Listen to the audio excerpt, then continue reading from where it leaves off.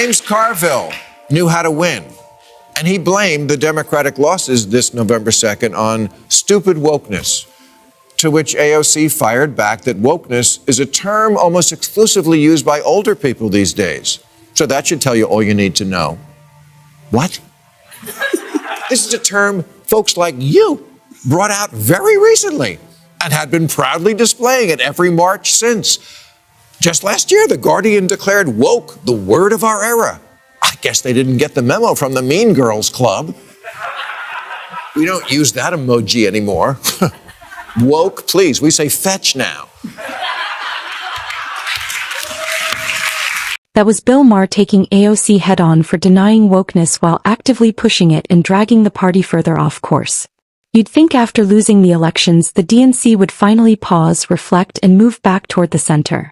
Instead, its biggest voices, especially AOC, seem determined to double down and ride woke ideology straight into the ground. Said I would love to have AOC on this show. There's so much to admire there. I was one of her first supporters for the Green New Deal idea. But that will probably never happen because Democrats don't go anywhere these days where they're not pre-adored. And that's my last bit of advice to them. Go where the amen corner isn't. Do Fox News. Be brave. Come here. Go everywhere. Winning is about expanding the electorate. And Maher isn't letting up for a second. In today's breakdown, he tears apart AOC's attempts to distance herself from wokeness while still clinging to everything it represents. This isn't a polite disagreement. It's a full-on dismantling. So buckle up because Ma goes straight for the core of the problem. Great strategy, never missing an opportunity to remind voters how lame and clueless and hopelessly uncool they are, especially since those are the ones who actually vote. But okay, fine. What word would you like us to use for the plainly insane excesses of the left that are not liberalism, but something completely different? Because you can't have that word liberal from us and think it should cover things like canceling Lincoln and teaching third graders they're oppressors. That's all your new thing. Here's where it gets interesting. AOC isn't afraid of wokeness itself. She's afraid of the label. It's the political version of saying, I believe every word of this ideology, just don't call it that out loud. Even while trying to downplay the term, she manages to remain unmistakably woke in every way that matters. That's exactly what Maher calls out. He's not nitpicking language. He's challenging the entire circle of self-described progressives who insist they're reasonable while pushing policies that have drifted miles away from traditional liberal values. Maher's point is simple. Liberalism used to mean open debate, common sense, and listening to voters. Today, under figures like AOC, it's turned into a hyper-moral, hypersensitive crusade that barely resembles what it claims to be. A pertinent question to ask about the word woke might be, why in such a short time has it gone from a rallying cry to a pejorative? If the word only made you think of rational, deserved causes like teaching a less whitewashed version of American history, AOC would still want to own it.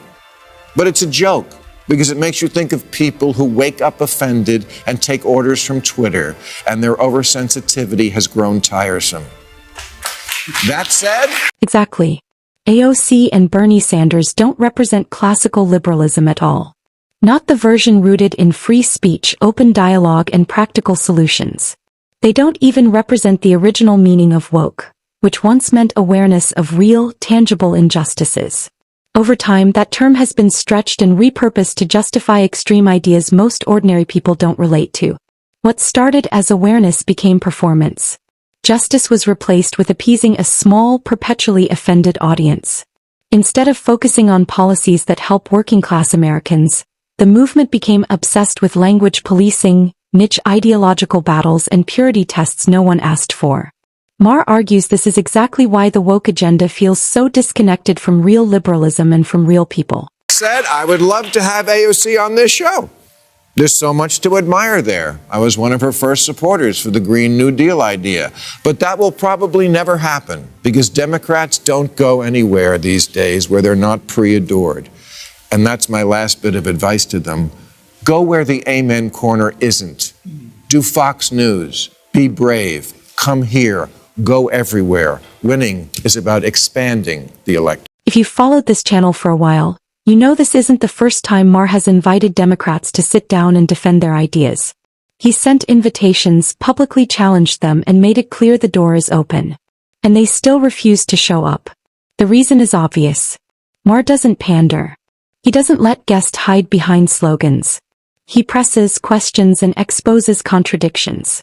He's a Democrat, but one who still believes in debate and accountability. That alone makes him dangerous to today's overly curated political class.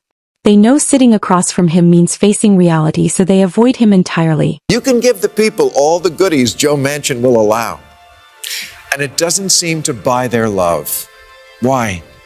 Why is the party that supports so many issues that benefit the middle class still considered out of touch by 62% of Americans? In plain English, nobody likes a snob. Hillary Clinton didn't have anyone on rural research or outreach when she ran in 2016 until the race tightened just before the election. Then they hired one. And where was his office? Brooklyn. True story. Politics is local, not locally sourced. It's not artisan. It's art and Stan. These days, the DNC seems far more interested in political theater than solving the problems everyday Americans actually face. Instead of listening to average voters, they cater to the loudest voices on the far left, voices that don't even represent most of their own supporters. Maher keeps repeating a basic truth they refuse to absorb. Politics is local. It's about showing up, listening, and fixing real problems that affect people's daily lives. But for figures like AOC, ideological battles take priority over governance. Maher's frustration is clear. If Democrats want to earn back trust, they need less performance and more results. Right now, they're failing at that balance. Microaggression culture doesn't play in the Rust Belt. If a staffer hands you a speech that says menstruating people instead of women, don't say that. Say women.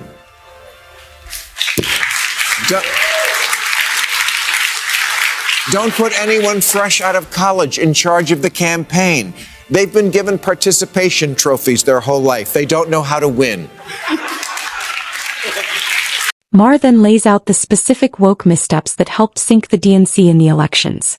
He doesn't sugarcoat any of it.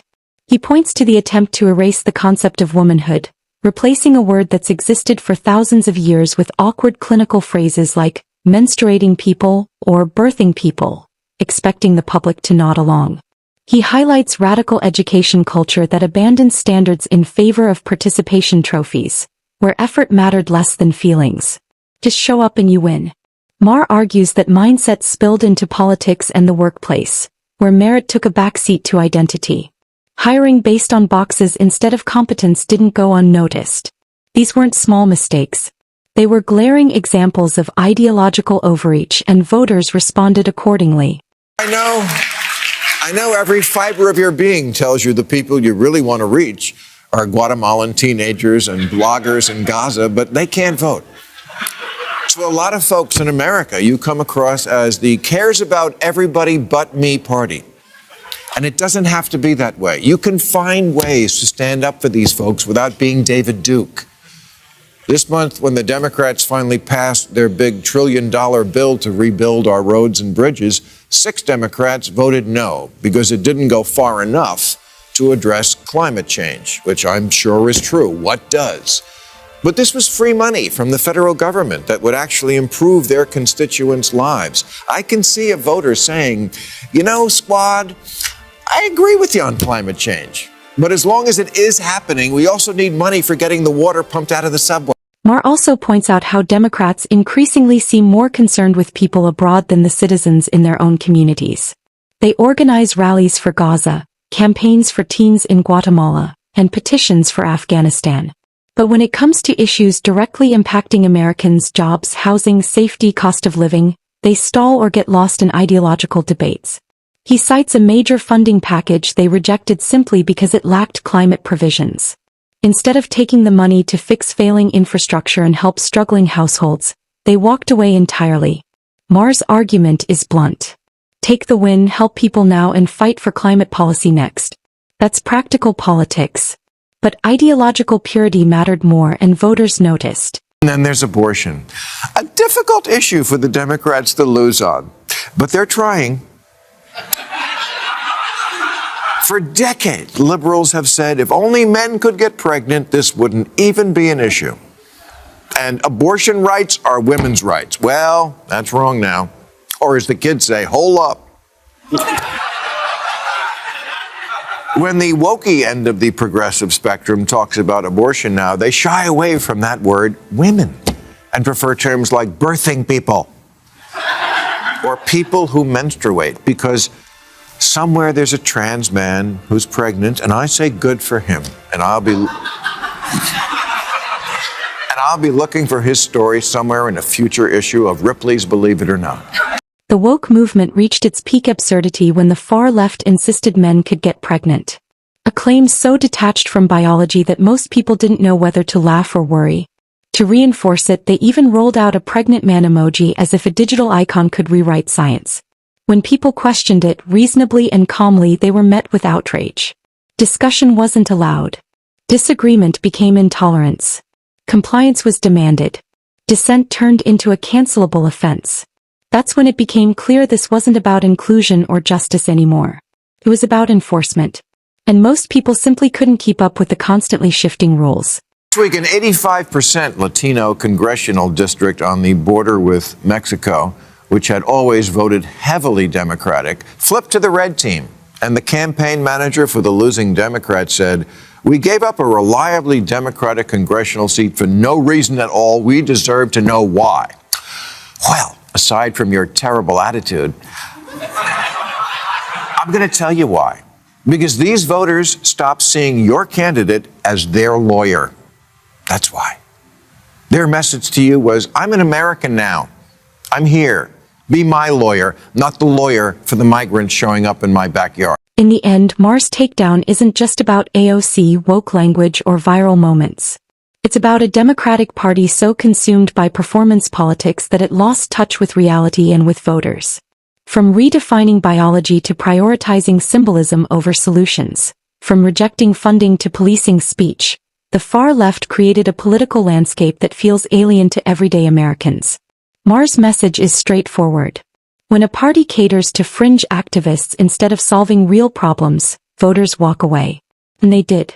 Democrats didn't lose because voters became cruel or ignorant. They lost because they ignored common sense, silenced dissent, and treated reality as optional. If they want trust back, they'll need to reconnect with the people they claim to serve. Until then, voices like Maher will keep calling it out, and voters will keep sending the same message at the ballot box.